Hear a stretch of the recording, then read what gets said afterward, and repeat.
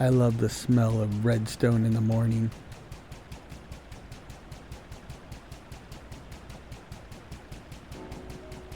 I'm American and I'm male, and aside from any geopolitical implications that might come with that, it implies that generally I have a kind of love for vehicles. And apparently that assumption is at least partially correct, as I've always been somewhat thrilled with the idea of proper vehicles in modded Minecraft. Uh, and why not? I mean, as a typical American, I start complaining when I have to walk across a particularly large parking lot, and if that walks far enough to trigger my whining, then consider for a moment that an infinite Minecraft world in Java Edition has a surface area equal to 7 Earths. Now think about that. That's the entire surface of the Earth, times 7. You'll wear out a whole lot of sneakers trying to explore a place like that on foot. Therefore, it would make things go a lot easier and faster with vehicles. Besides, vehicles are a lot of fun, and flying vehicles are hella fun, especially helicopters. So mods, specifically vehicle mods, help make it a small world after all. However, at the moment, my primary Minecraft project is firmly rooted in a steampunk-ish world, and so my focus for the past year or so has been on steampunk-ish vehicles, especially aircraft. Now, I tried a few different mods that fit well into the genre, but eventually I landed on immersive aircraft. And why not? I mean, I think it's an excellent choice for aircraft and Minecraft in general, and I think it's an exceptional choice for somebody, like myself, striving to build a steampunk-ish world, or at least a world with a similar look and feel. So today, I'm going to talk about Immersive Aircraft version 1.0.1 for Minecraft Java 1.20.1. In most vehicle mods, the name of the game is to give you 1 or 2 vehicle types, and then everything else is a variation of those types. Now, they might be slower, faster, bigger, or smaller, but basically they're all variations on a theme. Now, there's a little bit of that with immersive aircraft, but for the most part, each aircraft type is a very different beast from the others. And that makes sense, as each aircraft is tuned to a very different intended purpose. Now, these aircraft types are the quadrocopter, the gyrodyne, the definitive aircraft of the era, which is the biplane, and the other definitive aircraft of the era, which is the airship, as well as the cargo airship, and the latest addition to the roster, the warship.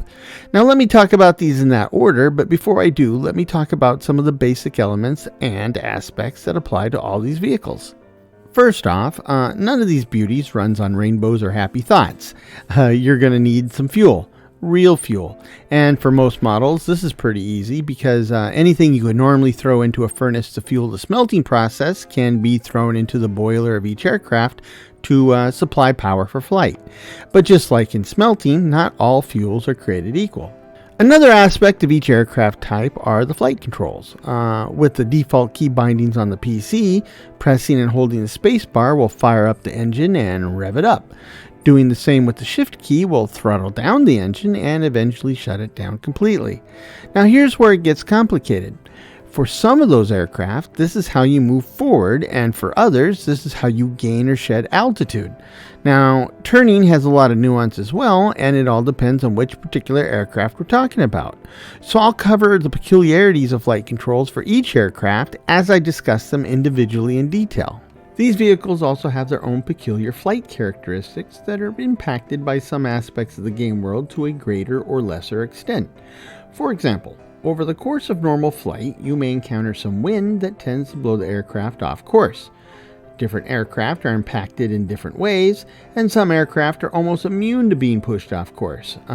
Kind of like a Dodge Ram pickup truck with a full load of bricks in the bed, just standing there in a light breeze.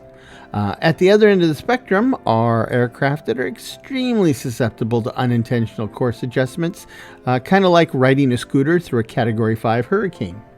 At that point, it's more about controlling what you ricochet off of to make sure you somehow stay on course. And if you get a bit distracted, you might not notice that you veered off course, possibly so much so that you can inadvertently wind up back where you started, all while trying to get somewhere else. Another thing to keep in mind is that aside from the fuel slot in the engine, these vehicles will generally have 1 or more of 5 basic slot types as well as a number of inventory slots. No, those are slot machines. Thank you. These slot types are used to install weapons, operational upgrades, banners, dies, or rocket boosts. Now, the inventory slots can be used to hold cargo, but they are particularly useful for holding ammunition. And this is because the aircraft will dip into these reserves and pull out what it needs automatically. It's also a handy place to store extra fuel for the vehicle without filling up your own personal inventory. But I'll go into greater detail on how to use all of these in a few minutes. And trust me, you won't want to miss the bit about the weapons. But first, let me go over the various vehicle types in a bit more detail. If you were to ask some random folks to describe a drone, they would describe something like this. No, not that drone. No, not that one either. Yes, thank you. As I was saying, if you were to ask folks to describe a real-life drone, they would describe something that almost perfectly matches the mod's quadrocopter, which seems like an incredible coincidence until you realize that quadrocopter or quadcopter are technically correct names of any aircraft of this type and configuration, which is to say that it's a flat platform with 4 rotors. In the Minecraft context, the quadrocopter is small, dinky, teensy-weensy in fact. A collision with a hummingbird will probably total the aircraft, while the hummingbird might possibly suffer a bruise. It's that small. Well, maybe that is a bit of an exaggeration, but it is definitely small. SMall. And not surprisingly, a tiny aircraft means that internal space is at a premium. And therefore, the quadrocopter comes with only a single weapon slot, a single upgrade slot, and 6 onboard inventory slots. Just about enough to hold your lunch and something to drink, but not much more than that. And that might imply that the aircraft is not particularly useful. However, this baby is not designed to be a weapons platform or a serious form of transportation, and it's certainly not designed to be a cargo carrier. However, it does act a lot like the flying that a player can do when in Minecraft creative mode, and therefore you can move in any direction and hover almost exactly like a flying character, and this makes it a fantastic tool for builders running in survival mode, where it serves as a solid and stable platform from which to build, dig, or whatever else may be required. Now, if you play a lot of survival Minecraft, you will soon realize that flying around in the quadrocopter is like sitting on your own magic carpet. And I think you'll find it's a whole new world. This is arguably the easiest aircraft to control. With the default PC configuration, the space and shift keys will throttle up and down the engine respectively, which is also the way you increase or decrease altitude. The A and D keys will strafe left and right, and to make proper turns, the aircraft will bank and follow wherever the pilot aims the mouse. The S key will move the aircraft slowly backwards. Despite the fact that the aircraft is about the size of a rowboat, it seems to be almost immune to drift and weather, which would seem to make it a fantastic choice for basic air transportation, except that it is incredibly slow. As in, you can move as fast and possibly faster on your own by running across the landscape. On the other hand, when flying high over the treetops, one does not need to dodge beasties, swim across rivers, or skirt around deep ravines. The bottom line is that if you need a stable platform from which to build, mine, or take sweet screenshots, this is your baby, and it can be yours for 6 easy payments of 5 emeralds each, minus the value of your trade-in and subject to approved credit. However, if you really have your heart set on moving from point A to point B by air, and to do so quickly, this is not your best option. In the same way that a grizzly bear would probably not be your best option for a pet in a studio apartment, or under any circumstances for that matter. Next in line is the Gyrodyne. I didn't mean to rhyme. Not this time. Sorry. It's another small aircraft, but there are some key differences. For one thing, it's not quite as dinky as a quadrocopter. In fact, it can seat 2. And another key difference is that it has 18 inventory slots, 3 upgrade slots, and 1 weapon slot. But perhaps the biggest difference of all is that it does not require furnace fuel. 0. Nada. Zip. Nil. Null. Instead, it uses calories, muscle power, pure sweat. Luckily, it seems that the energy involved is mostly to achieve liftoff, and after that, the aircraft doesn't seem to require any more energy on your part. and even building up enough speed for takeoff didn't put a dent in my hunger bar in survival mode. So this aircraft and children under 2 years old essentially fly for free. As for the flight mechanics, they're somewhat different from the quadrocopter. First off, to get things going, you need to use the W key, and this will start moving you forward, and as long as you keep the key pressed down, your speed and power will increase until you're told that you have enough power to take off. Now at that point, you no longer need to hold down the W key unless you still want to move forward, and the vehicle behaves exactly like you might think by looking at it. Specifically, it has the rotors on top like a helicopter, so aside from giving you a quick, deliberate, or accidental haircut if you stand in the aircraft, the rotor lets you hover and rise straight up using the spacebar or drift straight down using the shift key. You can even use the S key to move slowly backwards. On the other hand, the vehicle is also a fixed-wing craft, and if you press the W key, you will move forward at a pretty good clip, and the A and D keys no longer strafe, they bank like a proper airplane. Now what this means is that the pilot's free to look in whatever direction they like without also steering the aircraft. So this is the first aircraft in the list that makes it fun to go sightseeing, and it also has a pretty good forward speed, about as fast as a typical horse.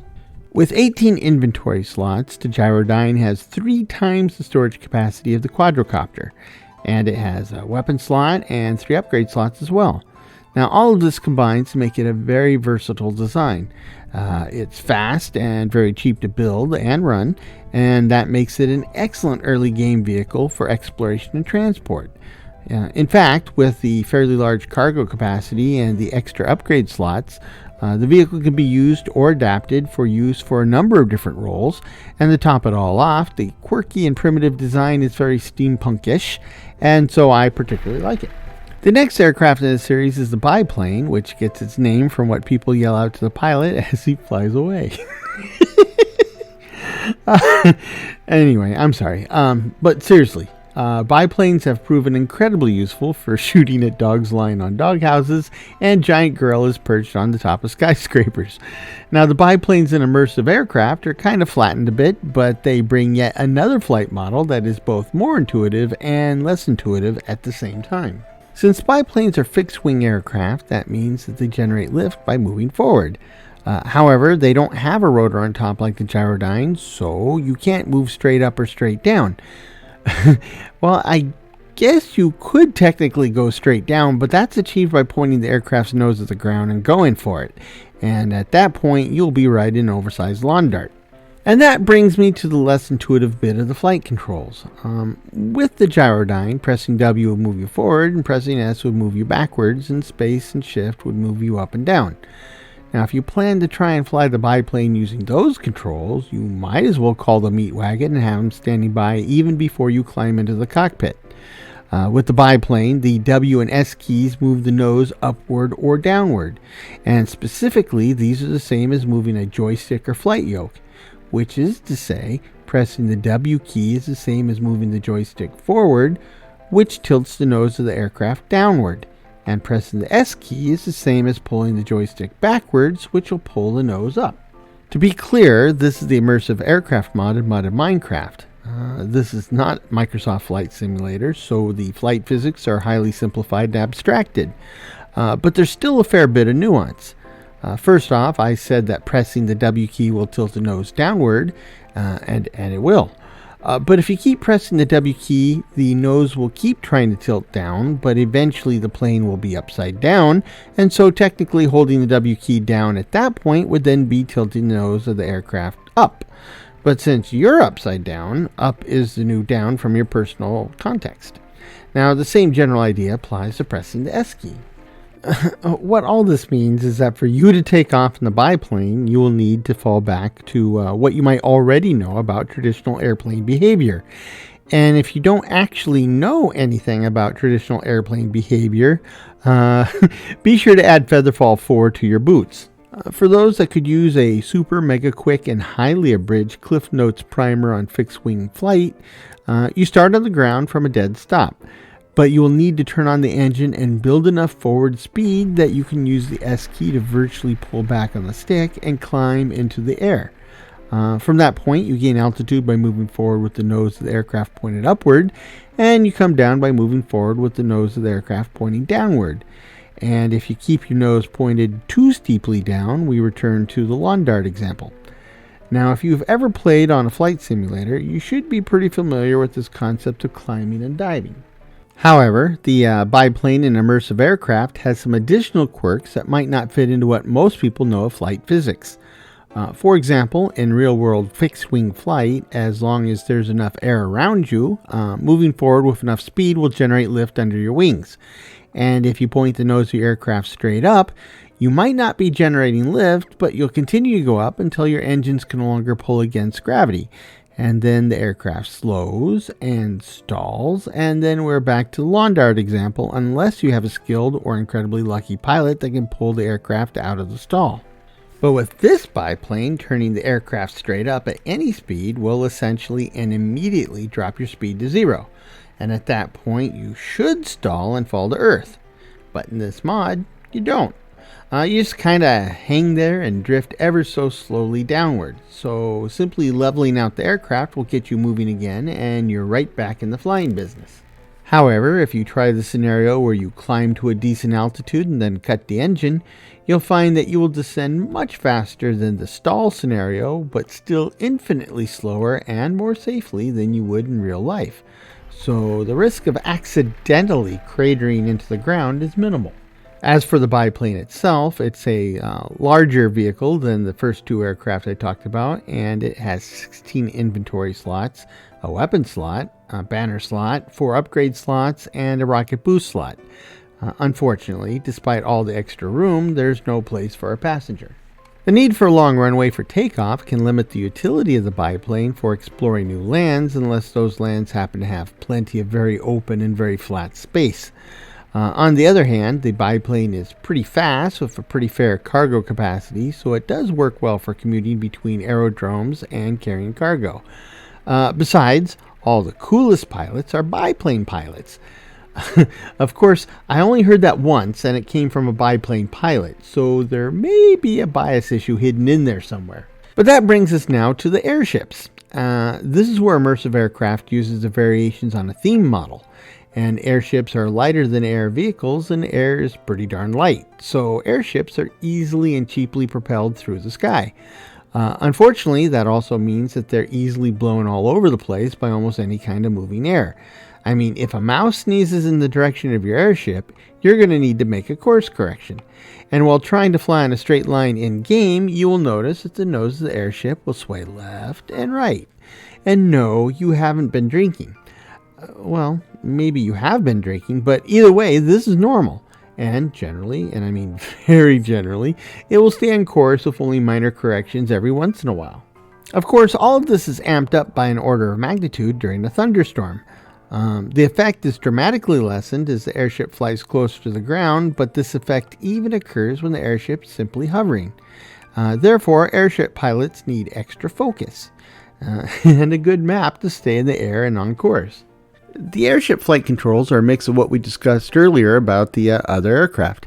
The space and shift keys control the engine and will ascend and descend respectively, and the A and D keys will turn the aircraft while the pilot's free to turn and look in any direction with the mouse without actually altering the flight of the airship. The W and S keys will move the airship forward and backwards. The airship has 16 inventory slots, 1 weapon slot, 3 upgrade slots, 1 banner slot, and 1 die slot. It also seats a passenger if so desired. The airship is not super fast, but is certainly much faster and easier than hoofing it. And so it also makes an excellent exploration and general purpose vehicle, especially since it can land pretty much anywhere. In fact, when using my airship to explore new lands, I prefer to fly only during the day so that I can easily see all the goodies below. And when it starts getting dark, I can descend and land on top of a tall tree where I plop down my bed and I can sleep safely from all the hostile little jerks circling the tree and crying out for my blood. Or worse. But on a happier note, take everything I just told you about the airship and apply it to the cargo airship, with a couple caveats. The cargo airship has all the same slots as the airship, Plus, it has an additional 4 sets of 16 inventory slots each, which brings the grand total to 80 inventory slots. Now, there's a price to pay for all that cargo space. The cargo airship is slightly slower than the regular airship, and it burns fuel slightly faster. However, 80 free inventory slots is nothing to sneeze at. But now we come to the newcomer, the warship. Now, it's the new headliner of the mod. It's big, it's cool, and it's a monster. In terms of flight controls, it's piloted just like the smaller airships, but after that, everything is generally bigger and better. It cuts through the air with minimal interference by the wind, and it's pretty fast. At least it seems to be faster than both the other airships, and for a ship this size, it handles like a sports car. It has 66 inventory slots, 2 weapon slots, 6 upgrade slots, 1 dive slot, and 1 rocket boost slot. I'm sure it would even have power windows if it actually had any windows. It can also seat 4 individuals. The first position is the pilot, the second position is the gunner, and the third and fourth positions are for passengers. Now, if an entity is already in the pilot position when an actual player comes on board, the player will become the pilot and the entity will move to the gunner position. I would assume that if another player came on board, they would take the gunner position and the entity would get moved to the passenger positions. Unfortunately, that is an assumption. Now, I had only myself to test these with, and documentation on a new ship is still pretty sparse. So for some things, assumptions are all I have to go on. Now, another assumption, based on what I've seen when the ship is manned by villagers, is that normally, when an aircraft is armed with weapons, the cannons are aimed by the pilot using the mouse and the normal crosshairs on the screen. However, it looks like the gunner's position has the ability to move somewhat independently from the rest of the ship, and so I'm assuming that if a player's in the gunner position, they have control of the onboard weapons, including aiming independently from where the pilot's looking.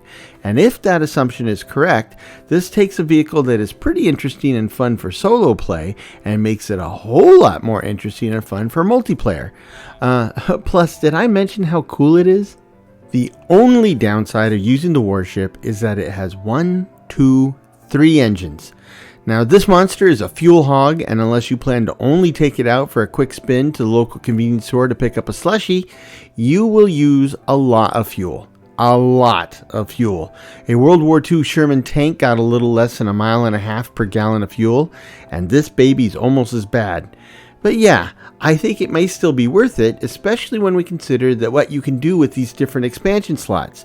Plus, this is not an airship, it's a warship, and there's a mountain of potential fun behind that name, but I'll get to that a little later. Now that you know what's available, let's talk about how you get them in the first place and how you can modify them. Now, all of the aircraft in the Immersive Aircraft mod are crafted from stock components, which themselves are crafted from materials that are generally easy to find and harvest in-game, though it's pretty unlikely that you could build an aircraft during your first day in a survival world. Now, I'm not saying it's impossible, but for most people it would definitely be a lower priority compared to, food, shelter, and a decent weapon. The hull component is something that will be required for every aircraft type except the quadrocopter. The hull is essentially the body of the aircraft, and when somebody tells you to board the aircraft, they are essentially referring to the whole thing. Now, it simply requires 6 logs and 3 iron ingots, and some aircraft require more than one hull component, so this might make them prohibitively expensive in the very early game. Every aircraft except the Gyrodyne will require at least one engine, and to build an engine, one needs to build a boiler. Luckily, this only requires a furnace and a bunch of copper ingots. Now, copper is easy to find and harvest, so this is something that can be built very early in the game, but it's still not the engine itself. That would require the boiler as well as some cobblestone, which is easy peasy, and a blast furnace, which is not quite as easy peasy, and 2 pistons, which in the early game would be a pretty hefty challenge. All the aircraft, with the notable exception of the airships, require a propeller as part of their crafting recipe. But I find this a little odd because if you actually encounter any of the airships and walk around one of them, you will find that each of the airships has, at least one propeller. And that said, propellers can be expensive.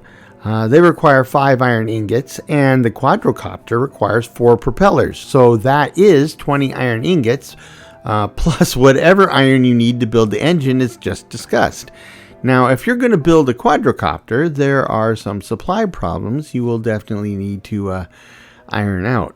The last of the basic components is the sail, which is necessary for the gyrodyne and all of the airships. Now, these require 6 white wool carpets and 3 string for each sail.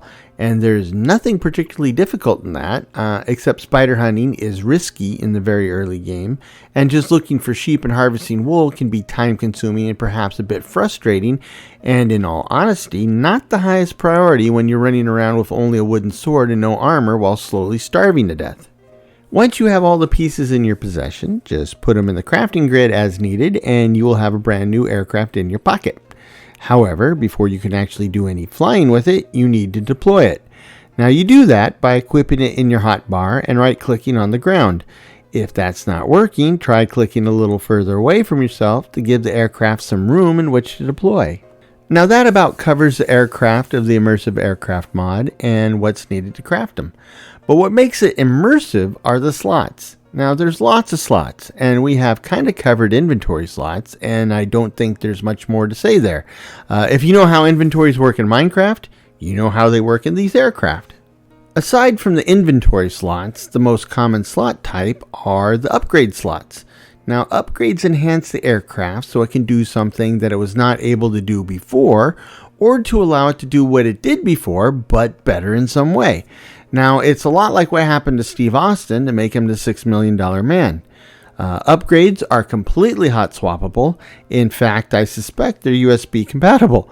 Some bring only advantages, small advantages to be sure, but still only unicorns and rainbows. Others are more nuanced with advantages and disadvantages. And in those cases, the good stuff's really good, and the bad stuff is somewhat painful. On balance, it's a win overall, but whether or not it's enough of a win depends on you. The first upgrade I want to talk about is the enhanced propeller, which reduces air friction by 75%. Now, I can't find documents that explain exactly how air friction plays a part in the Immersive Aircraft mod, but I'm going to go on a limb here and say that it's probably tied to the real-life example where objects that pass through the air are impeded a little bit when they push the air out of the way. Now, we usually call this wind or air resistance. So, if I'm correct, and that's a big if, like Godzilla big, then the same principle applies in-game, and the enhanced propeller reduces that resistance by 75%, which should give a speed boost. You got to be careful here because that is not the same as a 75% speed boost. Presumably, the air resistance is only going to slow down the aircraft speed by a little bit, and the enhanced propeller would be cutting that resistance down by 75%. So if you want to channel your inner Chuck Yeager in Minecraft, it won't be happening, at least not with this mod. There's also a non-zero chance that the upgrade also boosts fuel economy, but again, that is pure speculation on my part. Fortunately, the remaining upgrades are more straightforward. First up are the engine upgrades. There is the Echo engine, which drops your engine power by 20%, but decreases your fuel consumption by 75%. Now, if you're short on fuel and can afford a little less speed, this is the upgrade for you. The second engine upgrade option is the Nether engine, which gives 40% more power at a cost of an additional 30% fuel. Now, if your pockets are absolutely overflowing with coal and you need to be there positively, absolutely overnight, or maybe the day after, this is the option for you. Now, if you're the kind of person that feels compelled to touch something, even though there's a sign there that asks you not to touch it, then you're probably sitting there asking yourself whether you can run with both upgrades simultaneously, and whether the effects would stack. Yeah, me too. And the answer is that you can install both, and there does seem to be a stacking of benefits, though I don't have any way to measure the exact increase or decrease. And this brings me to the last upgrade in this line, the steel boiler, which gives an additional 25% of power, but costs an additional 50% in fuel consumption. But if you put all three in one aircraft, you can really see a difference. Plus, the steel boiler is very useful for making pasta. Of the remaining upgrades, there are the industrial gears, which drop fuel consumption by another 20%, and there are the sturdy pipes, which increase engine power by 10%, and of course the reinforced hull, which doubles the durability of the aircraft. Finally, there is the improved landing gear, which seems to increase your speed on the ground by 50%, which should get you in the air faster, or at least it would for the gyrodyne and the biplane, and thus require shorter runways. While all the aircraft have at least one upgrade slot, the same can't be said for the other slot types. For example, only the biplane and the two smaller airships have banner slots, and when a banner is placed into the slot, then the same banner design is placed on the outside of the aircraft. Now on the biplane, it appears on the top of each of the upper wings and along the bottom of each lower wing. For the smaller airships, a copy of the banner design is displayed on each side of the airship's gas bag. Now you can only place a single banner, so all designs in aircraft will be the same. The die slots work in a similar fashion. Only the 3 airships have die slots, and when die is placed into the slot, the cloth nose and trailing flag of the gas bags will be dyed with that same color. Booster slots are a little bit less cosmetic and much more practical, and only the biplane and warship have the booster slots. No, that is a booster shot. I'm talking about booster slots. Thank you. You've been very, Well, anyway, you can place up to a full stack of fireworks rockets into the slot, and when the booster key is pressed while flying an aircraft with rockets in the boost slot, the rocket fires, giving a short burst of additional speed. Now, the burst is pretty powerful, so much so that even a biplane pointed straight up will gain a little altitude. But perhaps a more effective use of the booster would be when the aircraft is at a more reasonable and practical angle. But all of those are mere playthings compared to the weapon slots, which are probably what you've been waiting for all along. Now, aircraft with a weapon slot can be equipped with one of 4 different weapon systems, but not all those weapons are particularly weapon-like. For example, one of the weapons is the telescope. It's a bulkier version of the spyglass from vanilla Minecraft, and it is extremely powerful. In my games, I keep my render and simulation distance maxed out at 32 chunks, and when I use a telescope to look at objects on the very edge of my rendered world, which is about the distance I would actually need an appreciated telescope, I find that I'm zoomed in too much. So I guess in order to make the telescope truly useful, I will need to look into it. However, the other weapon systems are in fact actual weapon systems, which is to say that they're designed to kill something. And that's an important distinction. With the default mod settings, these weapons can only kill entities, they will not alter the environment, which can make them simultaneously more dangerous and less annoying than creepers. Of these other weapons, 2 were designed to shoot projectiles. Now, the heavy crossbow shoots arrows, but it shoots them with extreme prejudice. Unfortunately, hitting hard is probably the only truly useful thing about it. Arrows are shot straight out the front of the aircraft, regardless of where the pilot's facing, and for the smaller aircraft, the arrows are shot with less force, so they arc more toward their target. And so it'll take a bit of training to get a feel for the effective range. Meanwhile, the rotary cannon is mounted on a swivel and will turn and fire at whatever the aiming reticule on the pilot or gunner screen is pointing at. And that means that even as the aircraft is headed in one direction, the pilot can look and fire in a completely different direction, which is both useful and pretty cool. Unfortunately, both the crossbow and the cannon do not focus their fire on a single distant point. It might look like that from the position of the gunner or the pilot, but basically the gun shoots straight out. And this brings a very different problem. Shooting at single targets is problematic as you can't get all your crossbows or cannons to bear on a single small target, nor can you fire individual weapons instead of all of them at once. So, loading up your warship with dual cannons means that 6 cannons are actually mounted on the outside of your craft, 2 down each side and 2 in the front. If you fire your weapons, all 6 cannons will rain down a torrent of bullets on your target, but unless your target's about the same size as your warship, most, if not all of those rounds, will miss. And unless you're firing into a crowd of entities, you will mostly run through your stores of gunpowder without killing much, or possibly anything. That doesn't mean that it's not fun though, and it looks outrageously impressive. The final weapon system is the Bombay. No. First off, Bombay is now named Mumbai. Secondly, even if it was still named Bombay, it would still be the wrong Bombay. I'm talking about a bay in the aircraft that holds and drops bombs. Yeah, exactly.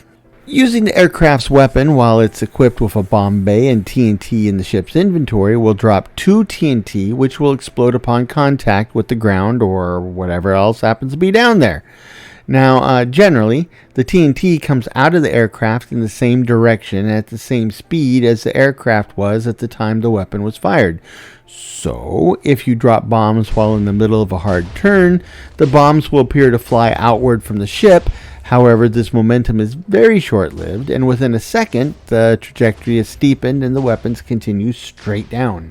Like the other weapons, the drop TNT will wreak havoc on entities, but structures and environment are immune. At least they are with the default config.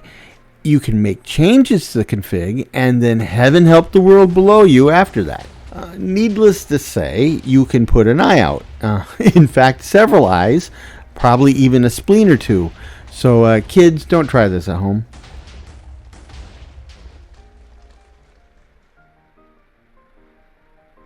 For aircraft with more than one weapon slot, you can mount a cannon and a bomb bay simultaneously.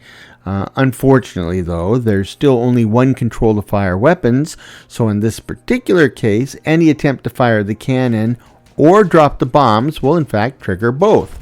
And your aircraft will resemble somebody with a really bad case of the flu, with stuff flying out both ends of the aircraft. Speaking of blowing stuff up, your aircraft can and does take damage. Of course, if a bad guy shoot at you, your aircraft can be hit and damaged. However, if you are particularly heavy-handed in your takeoffs, landings, and flybys, your aircraft can take environmental damage as well.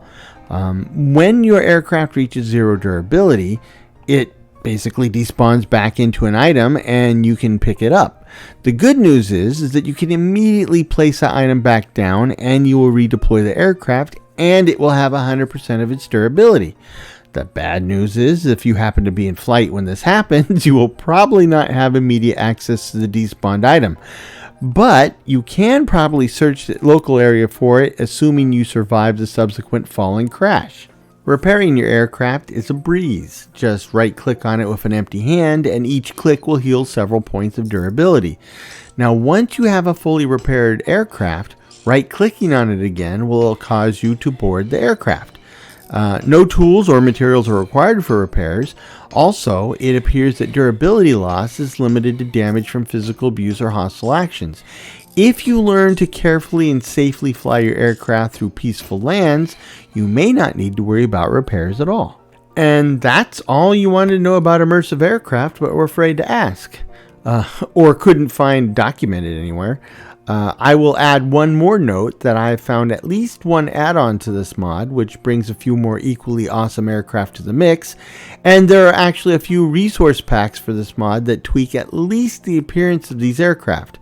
They all seem to be very worthwhile, and I will probably cover each of them at some point in the future. So if you enjoy this mod, please reach out to the mod owner and let them know. It's always good for mod authors to hear that all their efforts are appreciated and enjoyed, and perhaps most importantly, actually used. Now, it keeps them going, and of course that means more great mods to choose from in the future. So, until next time, I hope this finds you and yours in good health, good spirits, and a touch of good fortune. Cheers!